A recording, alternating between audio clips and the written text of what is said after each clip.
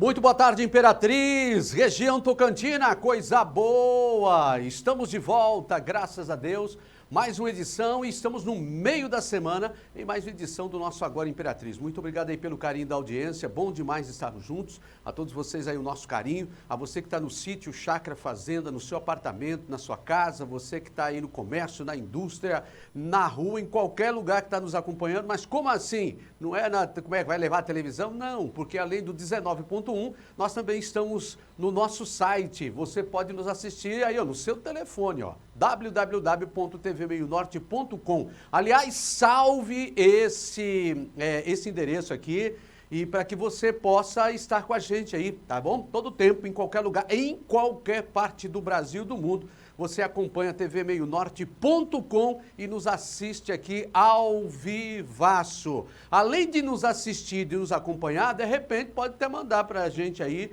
né, um alôzinho. Pode mandar também aqui através do nosso Instagram, @tvmeionortetz, que também estamos ao vivo. Tá ao vivo aí, Duda? Tá? Tá certo aí? Tá tudo certinho? Muito bem, então tanto aí na tvmeionorte.com como na @tvmeionortetz, nós estamos, portanto, ao vivo. Mais tarde, logo mais à tarde, você tem esse programa aqui, pode rever, pode assistir as matérias, as entrevistas, enfim, esse programa de hoje e também os demais programas, através aí do nosso endereço aí no YouTube, TV Meio Norte, Imperatriz, certinho? Então tá aí, a todos aí o nosso carinho e o Zap, coloque o Zap aí na tela pra gente aí, Daniel. Esse Zap você tem o contato com a gente o dia todo e todo dia.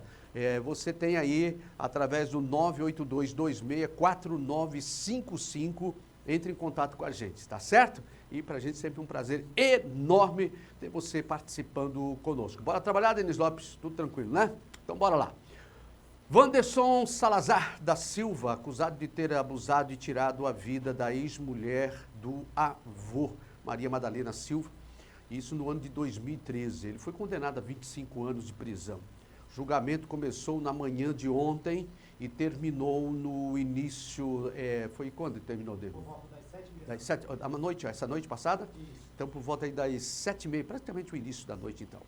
Segundo a investigação da polícia, na época do crime, ele morava de favor na casa de Maria, trabalhava com o filho da vítima. Que coisa, viu?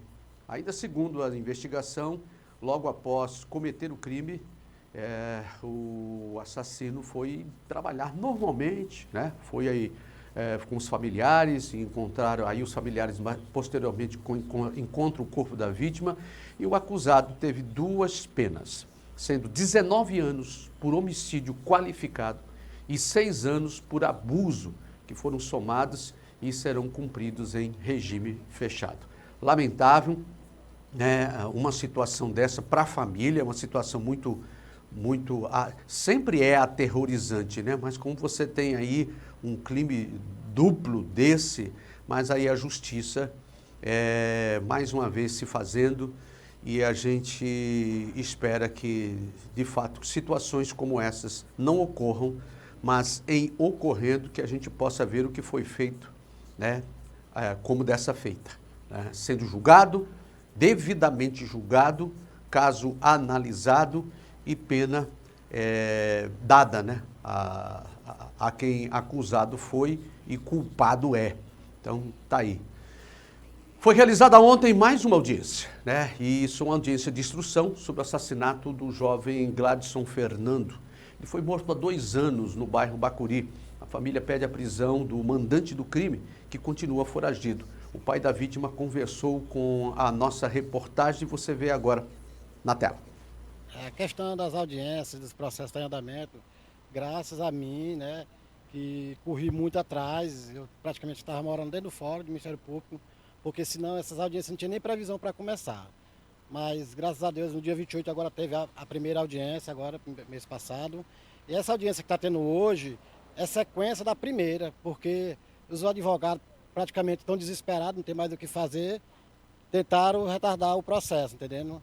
Mas hoje está acontecendo o seguimento da primeira audiência, onde nós estávamos esperando o tio do Hudson vir comparecer, nós queríamos saber se ele tinha capaz mesmo de falar o que ele realmente tem, porque aí não pode mentir. O juiz falou, se você mentir aqui, você sai daqui preso. E nós queríamos ver se ele tinha coragem de dizer para o juiz que após que meu filho foi assassinado, as primeiras pessoas, quando eu cheguei, a minha esposa estava lá dentro, do lado do corpo do meu filho, foi a mãe do Hudson e o tio dele, o seu Valdo, certo? Minha esposa chegou e perguntou pelas coisas do gueto, e ele simplesmente respondeu, não, Yolanda, eu já peguei, eu já olhei e não achei mais nada. Então, praticamente, ele mexeu no corpo do meu filho, sem autorização da família. Quando eu cheguei, minha esposa, se deparamos com eles dois lá dentro, certo? E aí nós estávamos esperando ele vir para falar isso aí também. E meu filho foi enterrado na sexta-feira, no sábado, entre 1h e 2h da tarde, ele foi lá na minha casa, praticamente entregar o sobrinho dele. Porque ele falou para nós que estava sentindo falta do carro, do som, e já tinha praticamente 90% de certeza que tinha sido o sobrinho dele que tinha mandado matar meu filho, entendendo? E depois negou na frente da família, que não tinha ido lá em casa de jeito nenhum. E eu queria saber por que ele não veio, se ele é tão corajoso de ir na minha casa, né? Mesmo a pessoa está no sofrimento, né, da perda do nosso filho, foi na minha casa no sábado, depois mandou chamar uma das testemunhas para tentar corromper ela, oferecer tipo serviço, mandou chamar ela numa barbearia da família lá, falou para ela, aí Cris, que eu acabei de comprar por 40 mil reais. Ela falou para mim, Tarcísio, ele estava tentando me corromper. E é isso que nós estávamos esperando, a presença dele aqui. Ele, novamente, ele não veio. Faltou na primeira audiência, faltou hoje de novo. Mandaram uma pessoa para substituir ele, ninguém sabe quem é essa pessoa, entendeu? E assim, mas graças a Deus o processo está correndo, entende? Espero que até o final do ano isso já tenha, né, acabado já, não quero que isso demore muito tempo. E os advogados estão aí desesperados, tentando atrasar, né? Porque pelo juiz, esses processos estão sendo encaminhados para o Tribunal de Justiça no dia 28 mesmo, mas a pedido da defesa disse que não, tinha que esperar. Tava esperando hoje a mulher do Claumir, né? A mulher do Claumir, o tio do Hudson, que não compareceu, certo? Já justificaram uma justificação que não tem pé nem cabeça. E é isso aí, mas graças a Deus vai dar tudo certo. Até o final do ano a gente quer que isso aqui acabe logo com esse negócio todo, entendeu? E que esses culpados eles vão pagar pelo crime dele. Agora em abril, né, fez 2 anos da morte do seu filho, né? E o senhor não se cansa de correr atrás, pedir justiça, e o senhor continua acreditando na justiça. Com certeza, eu acredito na justiça sim. Ela é tarda mesmo, porque ela é muito lenta. Infelizmente, não é culpa do juiz, entendendo? É o que está na legislação, é o que está na Constituinte. Só que que eu te falei, eu praticamente estava morando aqui dentro do fórum e lá no Ministério Público. Senão, essa audiência não tinha nem previsão. Porque, Denis, tem mais de 2.000 processos ali, parados ali. Entendendo? Mais de 2.000 processos. E nós estamos, graças a Deus, conseguimos marcar essa audiência para agora, entendendo? Tá aí, portanto, né? Não é difícil. Quanto mais o caso se arrasta, e às vezes não é questão até de morosidade se o caso está sendo analisado. Claro que há situações em que a morosidade é por conta de vários processos, dependendo do caso, né? Mas quando já está lá em andamento, é por conta das investigações mesmo, de situações várias aí. Mas enquanto isso se arrasta, a família vai sofrendo, né? Muito, os envolvidos, né, em toda essa situação, até ver o desfecho, como nós vimos na matéria anterior, do julgamento ser feito e o caso, pronto, se dá por encerrado. Bem, as fake news aumentam. Bom, fake news é todo o tempo, o ano todo, né, espalhado por todo o país. Mas quando vai se aproximando o tempo de eleições, e a gente vê que há um acirramento maior, e as redes sociais, rapidamente a coisa se espalha. A situação não é diferente também na cidade de Imperatriz. Põe na tela. Desde a antiguidade, verdades e mentiras se misturam. As notícias falsas procuram enganar, criar outra realidade. A preocupação com a perpetuação desses equívocos e com os mecanismos que os criam e multiplicam não é nova. Nestes tempos das redes sociais e de mensagens virais, as notícias falsas mobilizaram as massas. As fake news, em todas as suas formas, encheram e enchem a vida da humanidade. Mas como nascem? De que elementos extraem sua substância? Como se propagam e crescem? Segundo Marc Bloch, um historiador francês, um erro só se propaga e se amplifica, só ganha vida com uma condição: encontrar um caldo de cultivo favorável na sociedade onde se expande. Em outras palavras, as notícias falsas necessitam de gente que queiram acreditar nelas. Mas o que é uma fake news, se não uma notícia falsa? A primeira que se tem notícia no mundo contemporâneo aconteceu em 1835, quando o jornal The New York Sun publicou uma notícia utilizando o nome de um astronauta real e de um amigo inventado, afirmando que havia vida na Lua. O propósito era aumentar as vendas do jornal. No mês seguinte, o The New York Sun desmentiu e afirmou que as notícias não passavam de boatos. Você sabe o que é uma fake news?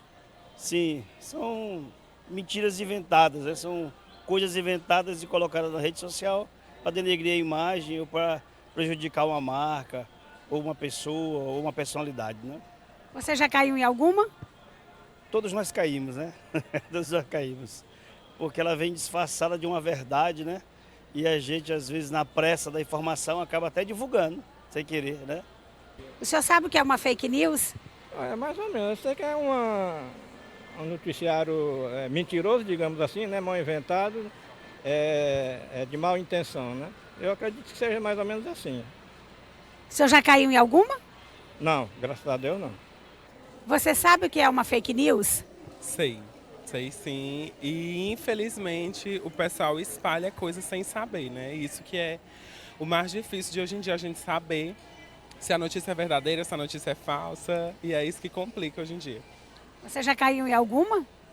Graças a Deus não, porque sempre eu estou pesquisando, sempre vejo o link, alguma coisa assim, e daí nunca caí. Mas eu sempre alerto também o pessoal lá de casa, para ver essa questão de link, dessas coisas, porque é muito fácil cair em golpe. Sobre a notícia de que a prefeitura iria cobrar R$10 para ter acesso à Praia do Cacau, o que você diz sobre isso? É verdade ou é fake news? Creio eu que seja fake news. Porque a praia é querendo ou não, um espaço público, né? Mas aí tem os barraqueiros que vivem disso, mas eu acho que é fake news. Você sabe o que é uma fake news? Sim. É o quê? No caso, é uma mentira online contada. Você já caiu em alguma? No momento, não. Você sabe o que é uma fake news? Rapaz, a fake news ultimamente tem atrapalhado a vida de muitas pessoas, né? Digamos assim, entre aspas, é uma mentira na internet. É uma mentira que tem causado danos demais na sociedade brasileira, não só no Brasil, mas em todo o mundo, né? E fica um alerta aqui para as pessoas, né, que praticam fake news. Ultimamente, até os órgãos públicos têm sofrido bastante com fake news. E a gente vê um problema sério, que assim, eu acho que tem que ser tomada com mais cautela. As pessoas que fazem isso aí, digamos assim, a justiça tem que tomar um negócio aí para fazer uma punição mais severa. Porque a fake news não é brincadeira. Apesar de não terem nascido com as redes sociais, elas se propagam exatamente aí e crescem assustadoramente. Uma notícia falsa recente e recorrente é a que foi publicada na Folha de São Paulo, de que a Rainha Elizabeth havia morrido. Em anos de eleição, elas se propagam com mais frequência. Agora mesmo tivemos uma espalhada nas redes sociais, de que a prefeitura iria cobrar R$10 para que as pessoas tenham acesso à Praia do Cacau. O mais interessante é que na notícia o prefeito aparece com sua esposa, Janaína Ramos, que é pré-candidata a deputada estadual. Você já se perguntou o porquê da foto? Janaína Ramos não é titular de nenhuma pasta, não deveria estar aparecendo, exceto pelo fato de que muitos querem ligá-la a esse boato ou a essa fake news. Pessoal, sou o pastor Wilson Filho, secretário municipal de Desenvolvimento Econômico. Dentro da nossa pasta nós temos a SUTUR, Superintendência de Turismo. Estou aqui para esclarecer algumas mentiras de pessoas inescrupulosas que têm se aproveitado das redes sociais para espalhar fake news, dizendo que a gestão estará cobrando taxa de turismo para ter acesso à Praia do Cacau. Isso é mentira. Você quer realmente saber as verdades? Entre no site da Prefeitura Municipal de Imperatriz. Ali nós temos todas as informações e não dê ouvido a esse tipo de pessoas. A palavra de Deus nos diz em João 8,32: conhecereis a verdade e a verdade vos libertará. Deus vos abençoe. E como essa fábrica de notícias falsas não para, A mais recente foi a divulgada em um grupo de WhatsApp, em que o ex-vereador de Tola afirma ter recebido uma ligação e que disseram que o prefeito Assis Ramos mandou desligar a água da cidade. Acontece que o abastecimento de água é de responsabilidade da CAEMA e não da Prefeitura Municipal. Impressionante como pessoas que deveriam dar exemplo espalham boatos na cidade. Bom dia, bom dia. Bom dia, Imperatriz. Rapaz, eu tô vendo essa briga aí da CAEMA. E aí vieram ligar aqui no meu privado aqui dizendo que o Assis Ramos mandou desligar alguns lugares aí. Hoje amanheceu desligado a Vila Lobão, entendeu? Diz que vai desligar, vai deixar a cidade um caos para poder o povo ficar do lado dele, entendeu? Eita, Imperatriz, para ter moagem, menino. É uma eleição diferente. Aliás, as eleições próximas passadas também, porque elas contam com um ingrediente que nós não tínhamos no passado, que são as redes sociais, né?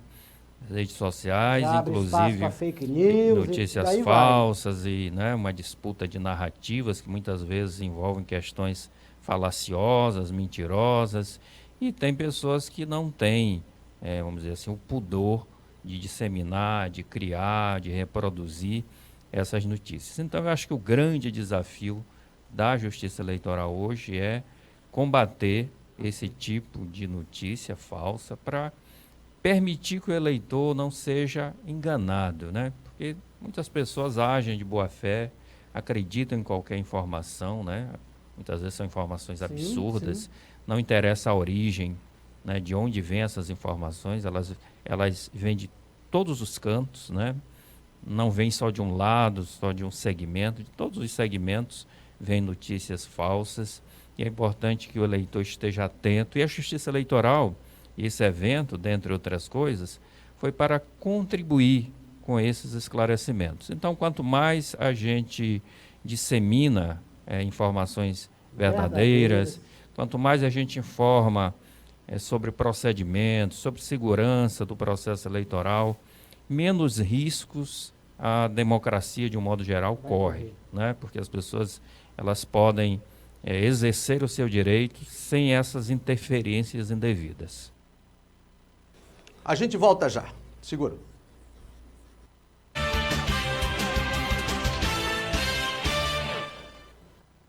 Vamos agora às vagas de emprego do Cine Estadual para esta semana. Está aí na sua telinha. Olha, não perca a oportunidade. Você que é pintor de autos, lanterneiro de autos, eletricista, técnico em refrigeração, ou borracheiro, soldador mecânico, auxiliar de mecânico, vagas para você também de auxiliar de serviços gerais, departamento fiscal, açougueiro, por exemplo, também, supervisor de transporte, tá? Tendo aí o ensino superior, mais CNH, AD, tá bom? Olha, essas e outras tantas, você pode ir lá direto no Cine Estadual, aqui em Imperatriz, na Rua Maranhão, 538, Centro.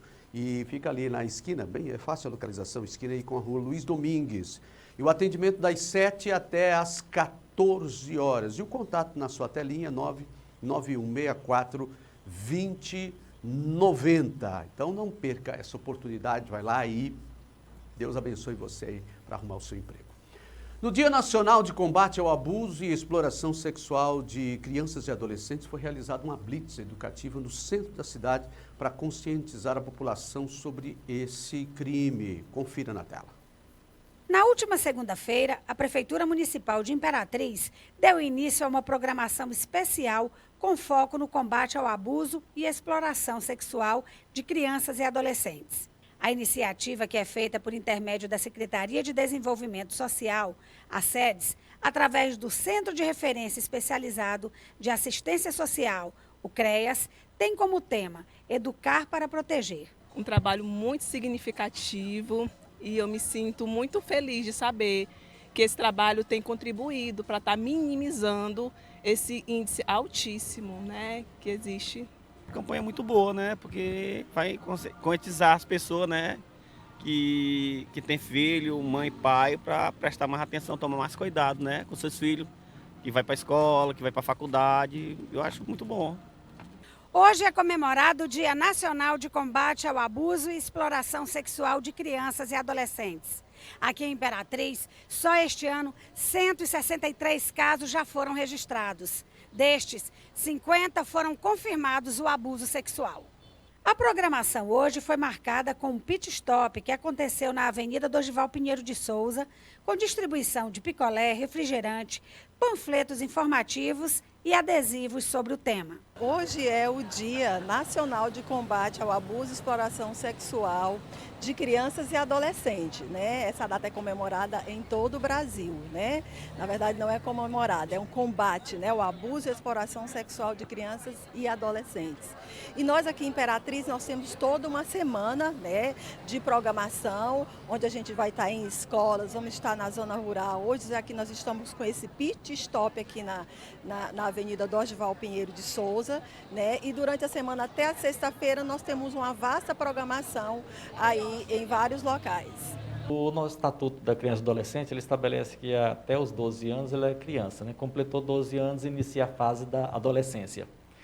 Mas a lei vem a proteger na esfera criminal todo aquele menor de 14 anos, entendendo como vulnerável essa criança e o pré-adolescente. Até essa idade, qualquer ato que venha a ser para satisfazer a lascívia de alguém, ele vem a praticar o que chamamos de crime de estupro de vulnerável, o mais grave de todos os crimes aí de abuso sexual, porque em razão apenas da idade, independe se a vítima queria ou não queria, se ela já é madura, né, já tem uma cabeça, já é uma menina inteligente ou um rapaz inteligente, não interessa isso para nós, é a idade. Não tem 14 anos, é estupro de vulnerável. Passado isso, aí podemos verificar outros tipos de crimes, mas não o estupro de vulnerável.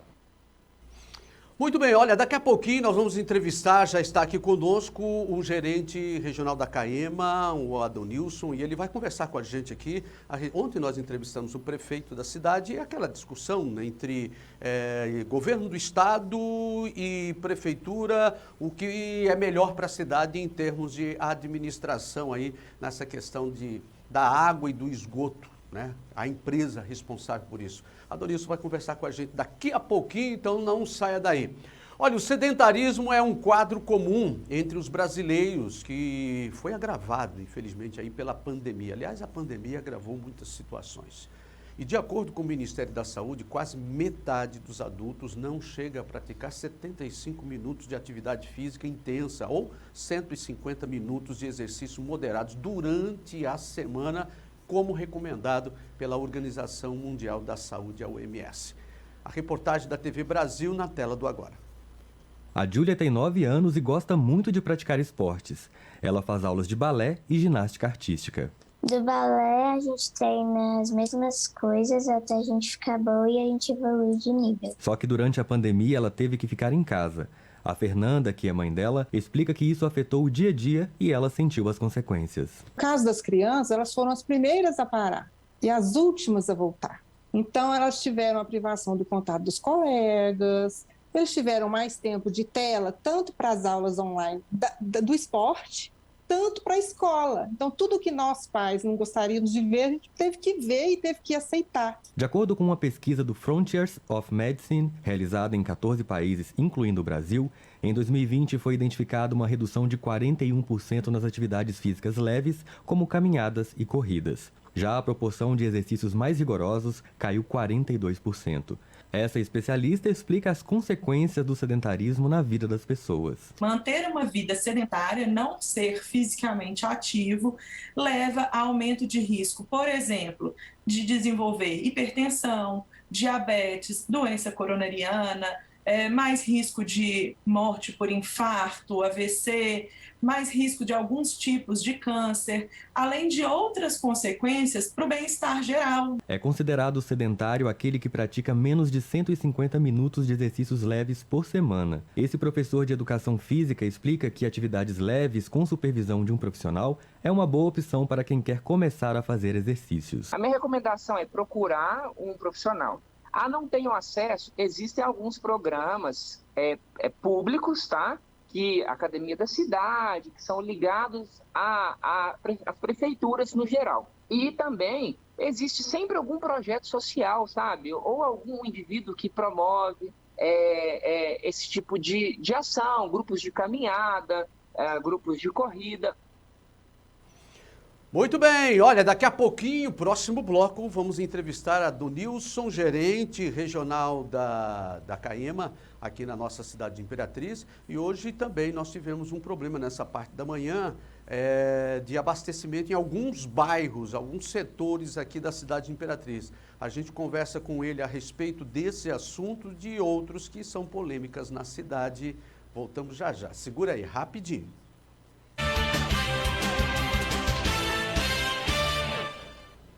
Muito bem, estamos de volta e eu já tenho aqui o prazer de receber a Donilson Lima, gerente regional da CAEMA aqui na cidade de Imperatriz. E, Donilson, seja bem-vindo, é um prazer recebê-lo. E é um prazer sempre poder conversar com você e com toda a região tocantina, sobretudo Imperatriz. Donilson, eu sei que, e nós sabemos que CAEMA é um ponto nevrálgico na nossa região todinha, por quê? Não, no estado, né? Porque lida com algo que é básico, né? Que é a nossa água e o esgotamento dessa água, enfim. E como é que tem sido, nesse tempo que você está gerenciando, esse grande desafio de administrar uma situação dessa que nós temos vivido? Essa herança que você recebeu para administrar. Bom, dizer primeiro que tem sido um prazer muito grande. Eu estou apenas há um ano à frente da companhia, aqui em Imperatriz e na região tocantina, e tem sido um prazer. Primeiro que eu encontrei uma companhia extremamente receptiva ao nosso trabalho. Eu fiz da minha imagem como um político na região uma boa conexão com o governo do Maranhão, que é um parceiro fundamental na CAEMA, porque é o acionista majoritário da companhia. E esta relação de parceria tem se traduzido em muitos investimentos. Nós temos a compreensão de que por décadas e décadas, nós tivemos um processo de sucateamento da nossa empresa e que isso terminou resultando num volume muito forte de uma imagem negativa da companhia. Mas desde o momento que o governador Flávio Dino assumiu e agora o governador Carlos Brandão, a gente tem feito um investimento muito forte em obras, em ações, para que gradativamente a gente recupere a boa imagem que uma companhia de água e saneamento deve ter. E de maneira muito especial aqui, todos os funcionários, sem nenhuma exceção, nos recepcionaram. São pessoas que participam ativamente do processo e da gestão e a gente tem dado conta, naturalmente com muitos problemas e problemas múltiplos derivados, sobretudo, às vezes, de uma pequena arrecadação que naturalmente gera um problema na questão da operacionalidade. Quando você tem qualquer empresa que às vezes a população não tem uma compreensão de que ela precisa ser gerida financeiramente, às vezes muitas pessoas têm a ideia e a noção de que se é do governo não se deve pagar, e aí ao pensar dessa forma, a gente termina tendo dificuldade às vezes de honrar os nossos compromissos, seja às vezes na compra de equipamento, na melhoria do processo distributivo da água, na melhoria e ampliação do sistema de esgotamento sanitário. Mas eu posso lhe dizer que nos últimos 7 anos do governo Flávio Dino e agora também no governo Brandão, essa ação tem sido mais efetiva. Donilson, agora uma coisa que eu fico pensando aqui é que eu já conversei com você outras vezes, tanto na TV como no rádio, e você sempre ressalta essa questão de, infelizmente, a gente ter pessoas que não pagam o que usam. Mas alguém paga essa conta, porque, como diz um ditado norte-americano, não existe almoço grátis, né? Alguém paga esse almoço. Em vocês não cobrando, vocês não acabam alimentando esse processo de, bom, ninguém está cobrando mesmo, então eu não vou pagar? Na verdade, nós exercemos o papel de cobradores. A CAEMA faz o seu papel, inclusive insere aqueles que são devedores nos órgãos de proteção ao crédito, salvo raríssimos momentos na história, como esse que aconteceu agora, que por conta de um decreto de governo, a gente teve dificuldade de cobrar e teve dificuldade de cortar a água das pessoas, em função de um decreto editado pelo governador Flávio Dino, levando em consideração a pandemia, e com essa pandemia vem os problemas sociais, enfim, o desemprego, enfim. O governo, por ter essa sensibilidade, que é uma sensibilidade também da nossa companhia. E aí, às vezes, entra esse debate relativo ao que é privado e aquilo que é público. Aquilo que é público tem um sentimento de participação das pessoas e do poder público poder cada vez mais tentar entender o problema das pessoas. E aquilo que é privado, naturalmente, tem um sentimento. Aquilo que é privado tem um investimento de acionistas que desejam, em última instância, o lucro. E se é o lucro, em última instância, a cobrança passa, às vezes, a ser exigente. Você pode observar que muitas pessoas, inclusive, colecionam contas da CAEMA, mas tem a Equatorial, por exemplo, completamente em dias. Esse debate relativo a essa questão, nós temos enfrentado dessa forma, feito investimentos, cobrando as pessoas, mas sem fazer, por exemplo, atitudes policialescas em cima dos nossos consumidores. É porque, como você mesmo disse inicialmente aqui, cadê o Denis Lopes aqui para desligar esse telefone aqui que está tocando? Não sei qual é, o Denis Lopes saiu um pouquinho aqui. Mas, como você disse inicialmente, a empresa, Caíma, porque se você não tratar uma empresa como empresa, que adianta você beneficiar se acaba falindo ou pelo menos não acaba avançando, porque quanto mais recursos tem uma empresa, mais benefício traz a quem usufrui dela, né?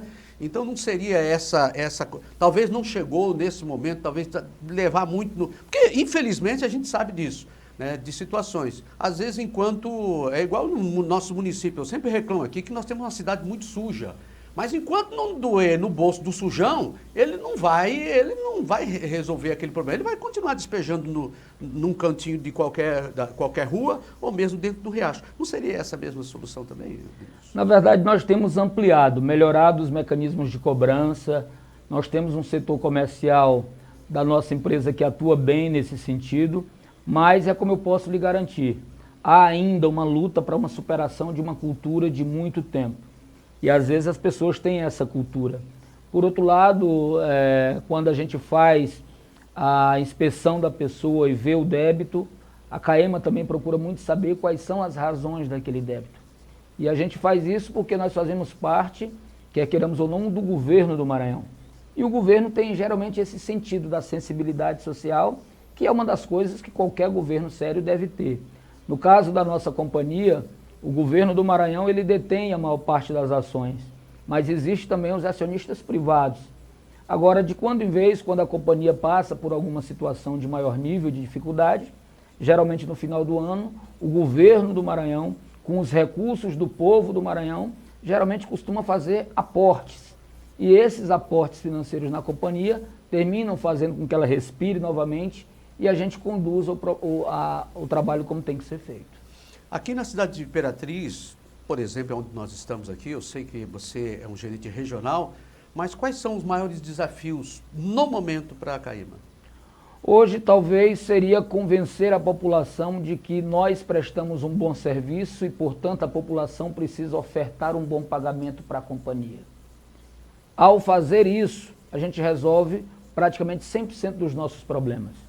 Então hoje, no que diz respeito a essa parte relativa à água, hoje nós temos cerca de 92% da população de Imperatriz abastecida por água de qualidade.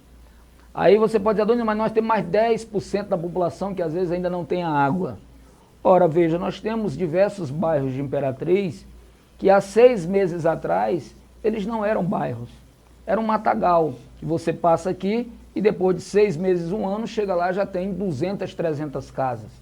Muitas dessas habitações, dessas ocupações, fruto inclusive de ocupação irregular, às vezes ainda debatido por litígio judicial, e que quando ocorre isso, a nossa companhia e os serviços públicos têm dificuldade de chegar. Eu cito, por exemplo, a região ali da Vila Esperança, que agora, depois de um tanto tempo, agora que está recebendo a energia, e nós já temos um planejamento de levar água para aquela região, e lá nós conseguimos detectar que é uma população que passa de 14 mil pessoas. Mas de uma hora para outra foi uma ocupação urbana desordenada, com muito litígio judicial, e que agora que o serviço público está chegando. Então isso não é só no caso específico da CAEMA, mas é da energia elétrica, é da pavimentação asfáltica, é da coleta do lixo, enfim, todos aqueles que são serviços públicos. E estão exatamente dentro desses 10%. Mas no sentido geral, aonde já existe hoje condições de habitabilidade, onde você já tem um processo de urbanização mínimo, a CAEMA chega na casa dessas pessoas. Bom, uma das coisas que a gente tem visto ultimamente, você diz, esse convencimento da população, tá? E claro que a população que já vem recebendo esse serviço da CAEMA desde há muito, de certa forma, ela já tem um certo convencimento. Agora, a gente está vendo aí uma polêmica, ontem mesmo até entrevistei aqui o prefeito, e a gente está vendo aí justamente essa polêmica. Eu sei que a questão toda, pelo menos a gente quer entender assim, que a CAEMA quer oferecer um serviço melhor e a prefeitura também quer oferecer. Nós queremos o melhor. Eu, como munícipe, eu quero o melhor para a cidade de Imperatriz. E como repórter, a gente se atém aos fatos. Não é por conta dessas situações de reclamação, de falta d'água aqui, cai de lá, fica 5 dias, 15 dias, um mês, alguns não tem água na torneira, como a gente já viu manifestação, que de repente se abre essa brecha para que o município venha e diz, a gente assume. Partindo do princípio de uma análise que seria aquilo que não funciona, colocar aquilo que deve funcionar, talvez essa análise seria correta. O problema é que o órgão que hoje deseja fazer a tomada não consegue resolver os seus problemas básicos. E não sou eu quem digo, é a cidade de Imperatriz. Hoje nós temos uma gestão que não dá conta de serviços básicos. E quando eu digo serviços básicos, é alguém que está à frente da gestão e culpa, às vezes, uma chuva por não colocar asfalto. Então, é como se a engenharia do mundo inteiro passasse 6, 7 meses paralisada no mundo, porque está chovendo. Não existe isso. O que existe são outros interesses. E eu volto a dizer claramente, a nossa companhia, ela não se omite de jeito nenhum, de forma nenhuma, de dizer que nós temos problemas. Agora, quando aqueles que querem se aproveitar de possíveis problemas da companhia para estabelecer os seus interesses particulares, aí nós vamos brigar claramente. E aí não sou eu, como membro da companhia. O gestor tem dito para os 4 cantos dessa cidade, o prefeito Assis, que a CAEMA é um cabide de emprego. É uma maldade, assim, de uma covardia, de uma insensibilidade. Porque eu disse, inclusive, que eu provocaria o gestor da cidade para a gente fazer um debate assim, e ele me apresentar a folha da prefeitura e eu apresentar a folha da CAEMA. Só existe na região tocantina hoje uma pessoa indicada pela política dentro da CAEMA, que é o gerente regional. Eu não sou de formação da carreira, eu não sou engenheiro de formação, eu não sou concursado da CAEMA, mas é um cargo de comissão colocado pelo governo do Maranhão. Aí todos os outros, absolutamente todos, é gente concursada, gente séria que ralou para passar num concurso e de repente recebe a informação do gestor que a CAEMA é um cabide de emprego, como se lá fosse uma casa da mãe Joana, e na hora que você entra no site da transparência e entra no site da prefeitura, você vai ver gente que mora no Itinga, que mora no Brejão, que mora no Amarante, que de uma hora para outra, por interesses eleitoreiros, está hoje fazendo parte aqui da Prefeitura de Imperatriz. O prefeito ontem falava aqui também que não há uma transparência também da CAEMA, ou seja, não há uma transparência, não se vê que é uma caixa preta a CAEMA. Onde o morador, o munícipe, um vereador ou qualquer outra pessoa podem ter os dados reais da CAEMA? Em todos os sites da nossa companhia, nós temos o processo que envolve tanto o faturamento quanto a arrecadação. Porque isso é um outro embate que às vezes eles dizem o seguinte, a CAEMA tem um faturamento de 8 milhões de reais, e aí eu pergunto, a CAEMA não tem custos? Pastor, você sabe quanto nós pagamos para a Dona Equatorial no mês passado? 2 milhões de reais. A mesma Equatorial que hoje, 7 horas da manhã, fez faltar água em 70% da cidade. E adivinhe para quem foi a culpa, pastor? Para o professor Adonilson e para a CAEMA. Adivinhe, 7h30 da manhã, Antes do prefeito limpar a remela do olho, ele fez um áudio criticando mais uma vez a companhia, quando na verdade a Equatorial, inclusive, assumiu. E nós, inclusive, estamos notificando eles hoje. Adonilson, sobre isso, sobre a questão da Equatorial e a falta d'água hoje, eu tomei o cuidado também de, claro, eu ouvi a nota da CAEMA e também fui atrás da Equatorial. E a Equatorial me mandou a seguinte nota: sobre a interrupção no abastecimento de água em alguns bairros de Imperatriz, provocada pelas elevatórias de água do sistema de abastecimento de água, a Equatorial Maranhão esclarece que uma equipe técnica da distribuidora foi encaminhada imediatamente ao local para averiguar o caso e constatou que o problema ocorreu nas instalações internas da CAEMA.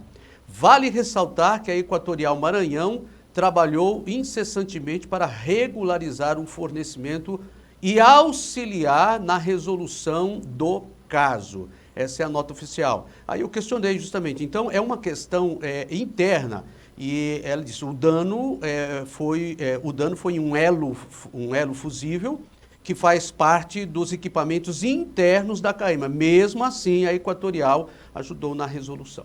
E aí é exatamente sobre isso que eu quero lhe dizer.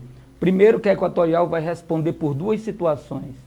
Primeiro por ter causado esse problema e não ter avisado a nossa companhia em tempo para a gente fazer a precaução da população. Esse foi o primeiro erro.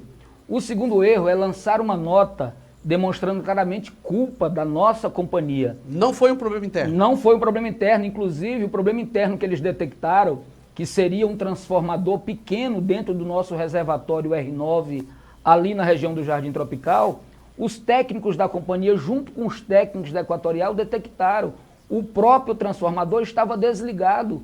Portanto, não poderia ter sido ele o responsável por esse blackout. O que aconteceu foi que eles desligaram aquilo que a gente chama de canelas dentro da nossa estação, faltando naturalmente a quebra no processo de abastecimento.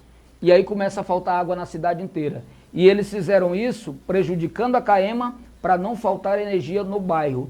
Eles resolveram ainda na madrugada o problema da energia no bairro, mas ficaram com um problema dentro, portanto, da companhia. E hoje, pastor, é muito simples. Acontece muito isso. Foi da CAEMA e a Equatorial, portanto, se livra e a população, mais uma vez, entra logo dizendo, problemas da CAEMA. Nós temos o couro grosso, mas a partir de agora, todas essas situações, quando ocorrerem, nós vamos notificar, inclusive judicialmente, contra essas empresas. Muito bem. Então tá aí, olha, a matéria tá no ar, tá por aí? Vai pro intervalo e volta com...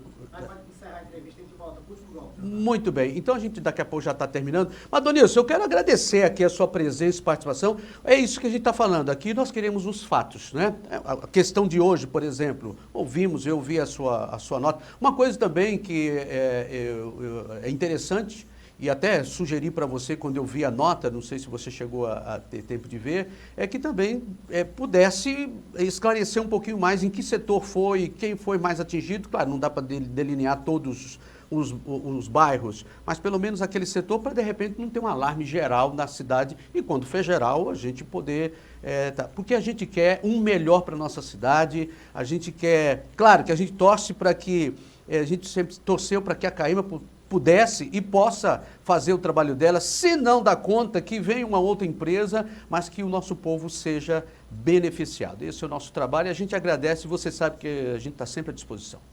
Eu que agradeço, pastor, e dizer mais uma vez o seguinte, para aquele que me escuta nesse momento. Hoje nós temos a menor tarifa de água do Brasil. Hoje nós temos um sistema, no caso de Imperatriz, abastecendo mais de 90% da população. Hoje nós não temos uma atitude policialesca em cobrar de você. E mais, tente encontrar Timon, São José de Ribamar, uma empresa chamada BRK. Procure aqui do outro lado do rio, o Tocantins, o estado do Tocantins, e faça a comparação com aquilo que a CAEMA cobra de você. E aí você melhora cada vez mais a sua posição. O prefeito dessa cidade, para finalizar, ontem fez um estardalhaço todo.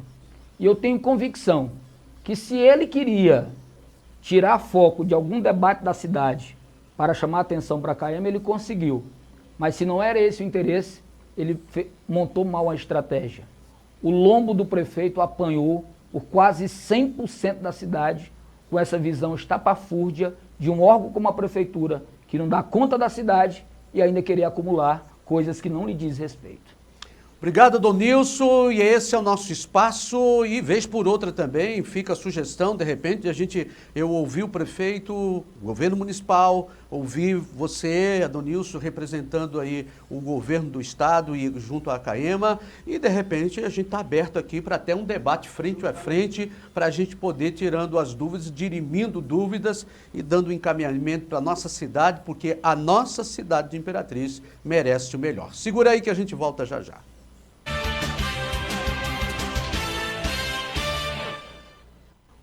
Estamos de volta. Olha, nessa quarta-feira, vários bairros, como nós falamos há pouco, amanheceram sem água. Mais uma vez aí, Imperatriz, em algum setor, né? Em alguns setores, alguns bairros, com problema falta d'água.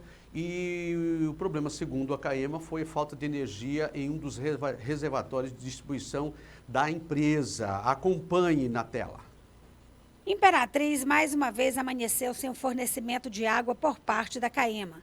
Cerca de 10 bairros ficaram sem o abastecimento desde a madrugada desta quarta-feira. Na Vila Ipiranga, mesmo sem água, esse morador reclama que a casa, mesmo estando fechada há cerca de um ano, recebeu a cobrança de mais de R$3 mil. Faltou água já 2 vezes aqui. E aí outra também, a casa ali que eu comprei, está com 3.500 e pouco de água, sem usar. Sem ninguém usar, sem morar ninguém dentro, entendeu? É só isso aí que eu tenho que falar. Falta água, mas não falta o talão de água. Falta água, mas o talão está vindo direto. Aí eu vou resolver isso aí agora. Como é que tá a falta d'água aqui? Nem aqui, nem no posto de saúde, que eu acabei de chegar, também não tem água lá. O povo estão reclamando que não tem água. Estou sem água em casa. E aí fica ruim pra gente, tem até criança, que precisa a gente lavar os paninhos das crianças e tá das condições que tá. Desde que horas? Rapaz, acho que a água faltou, eu não estou bem lembrado, mas até essa noite já tinha. Agora hoje de manhã que não tem mais. E até agora ainda não chegou, saí de lá e ainda não tinha chegado água ainda. Na Vila Cafeteira, a situação também não é diferente. Os moradores reclamam da suspensão do fornecimento, mas afirmam que a cobrança continua chegando. Tá desde que horas sem água? Eu levantei hoje, era 6 horas, já estava sem água. 6 horas da manhã que eu levantei, já estava sem água. Não tinha. E o talão tá chegando? Acabou de chegar ainda agora. Eu falei até pro cara que entregou. Interessante, não tem água e eu vou pagar talão aqui. Chegou ainda agora. Em nota, a CAEMA afirma que a falta no fornecimento de água foi devida à interrupção no fornecimento de energia elétrica no elevatório 9 do sistema de abastecimento d'água que fica no bairro Jardim Tropical.